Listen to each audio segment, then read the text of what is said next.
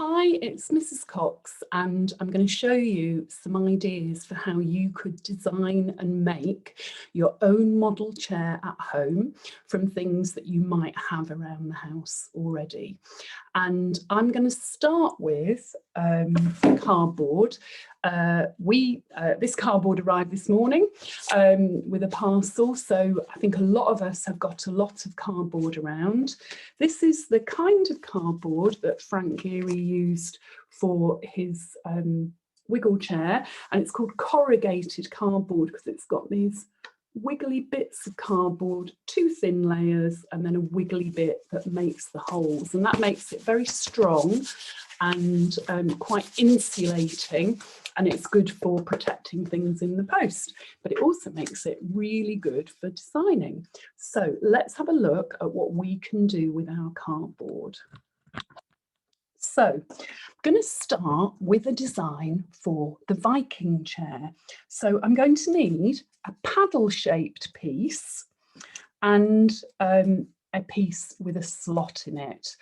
And when I started this, I made my paddle-shaped piece very short. And you can see that when I do that, it doesn't actually give me anything to sit on.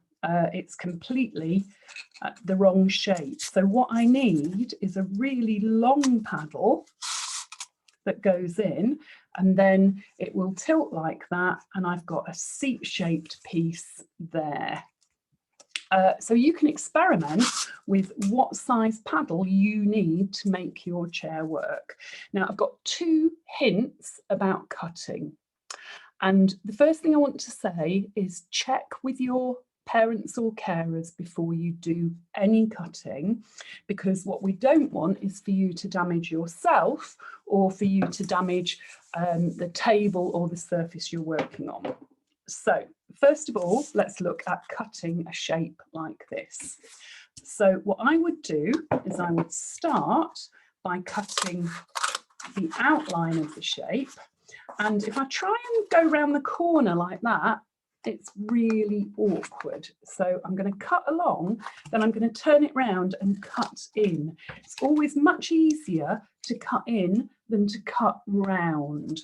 So I've cut my basic shape, and then I'm going to, now it'd be really good if you measured this first, but what I'm going to do is to cut in my two long cuts, keeping my fingers well out of the way, and then cut in from the side to make those cuts at right angles. So the same again, cut in from the side, just take that down, and that's much easier than cutting in and trying to go round a corner. So that is my paddle shape for my chair. Now, the bit that is probably more dangerous is trying to cut into this, because I think what a lot of us would try to do would be to hold the card and stab the scissors through, and there's a real risk that you'll stab them into your hand. So this is what I want you to do. I want you to get another piece of card and lay it flat on the table, and then cut the piece of card that you want to make your chair out of. And again, you could measure this to make it the right size. I'm just doing it quickly to demonstrate.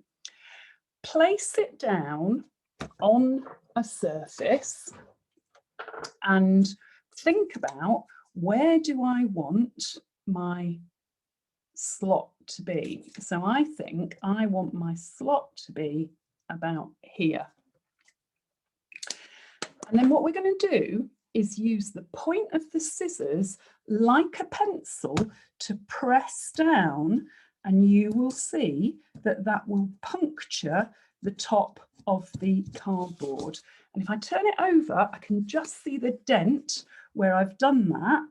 And if I do the same thing on that side, I've just used pressure to make the hole. And that's so much safer than stabbing into it. And actually you can make quite a precise hole by pressing, turning over, pressing again, and just pulling away any spare material. So there I have. Now I've just made these up, I haven't measured them. I have a paddle and I have the main support. That's not, oh yeah, that's just big enough. So does that work? Yes, I've got a chair with a seat and it's at a reasonable angle. It looks like somebody could sit on it. So you can have a go at doing those with cardboard. When you've done them, you could decorate them with felt pens in any way that you like. So that's the simplest chair. And then I thought, what else have I got around the house that I could use to make a chair? And I had some kitchen foil. So I've cut some strips of foil, and all I'm going to do, I think that might be more than I need, so I'm going to cut it again. And I'm going to roll them up into a long tube, and I'm going to squash them together to make them into almost like a thick rope. And of course, foil is just very thin metal. So when you squish it together, it's quite strong. So there I've got one. And to make another, you could experiment with using a lot of foil. Ask before you help yourself to it. You could see if more foil makes your design stronger. So I've got 2 of those. Just quickly do one more.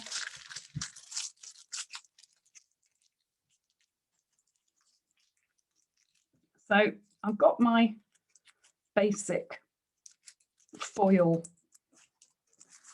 strut, and then I was thinking, well, what can I do with that? And I thought I could make a little stool.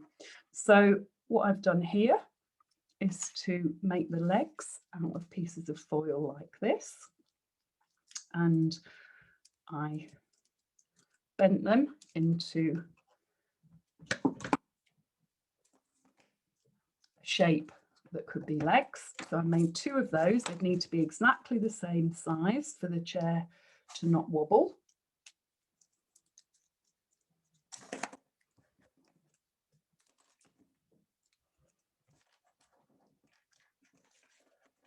And I might need to trim it at the end if I haven't got that quite right.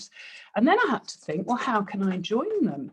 And it was harder than I thought, because I started with a piece like this, and I thought if I just fold one under there and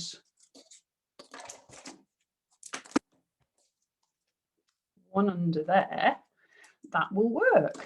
And actually it didn't work because they kept falling out. So I had to, in the end, go over again and wrap that right round to make the join secure. So have a look at this. So you're going to wrap it, turn it again, and you've got a secure joint. Let's stand up. That's a bit wobbly, so I need another one of those on this side. So I'm going to wrap it right round so it goes right round and it's secure. And then I'm going to try and do the same here, which will be a bit trickier because it's the last one. And I'm going to trim off the extra. So I've got a little foil rectangle with legs. I don't think they're going to be even. So I just need to look at those and slightly trim.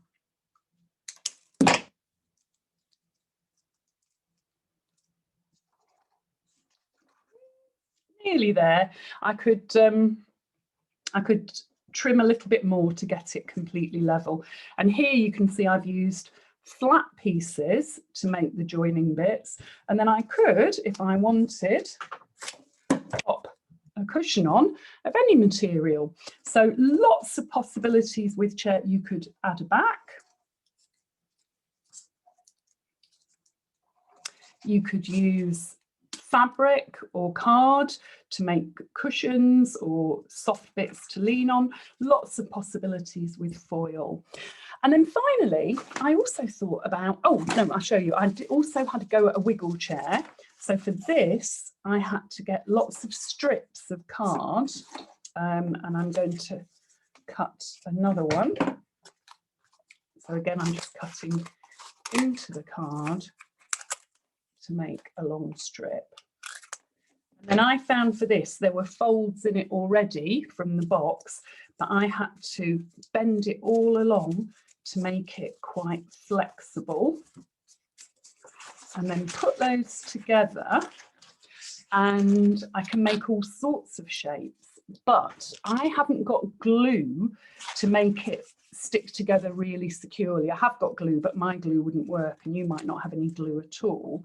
So I had to think, how can I join this to make a chair shape? And I just experimented a little bit with elastic bands. So if you had sellotape, of course, that would be really easy. So and then I think I rolled that down there and put an elastic band around that.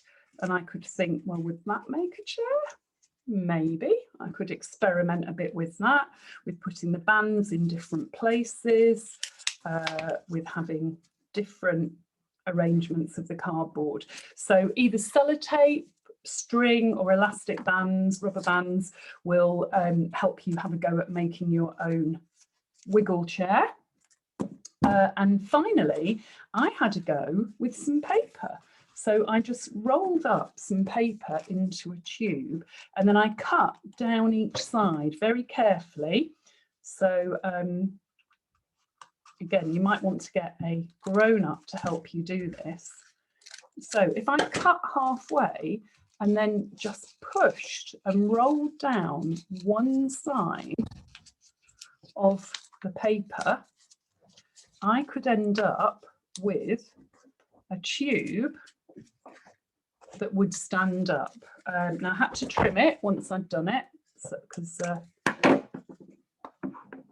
but I could imagine you could make some kind of stool by possibly folding those over and using an overlapping joint that we've done before. So if I slot those two together, like that, I might be able to, I wonder if you can do that. Can you use cardboard tubes? Again, if you've got sellotape, that would be really easy to do, but I wonder you might be able to do something by folding those edges in and making a paper stool like that. Just an idea. So have a go with whatever materials you've got at home. Think about who your design is for, what materials you've got. Are you trying to make a strong chair, a comfortable chair? Who's your chair for, and what does it need to be like? Send us your designs or photos of any models you've made, and let us know what you've learned about designing chairs from this challenge. We look forward to seeing all your work. Send it to your teacher in the usual way.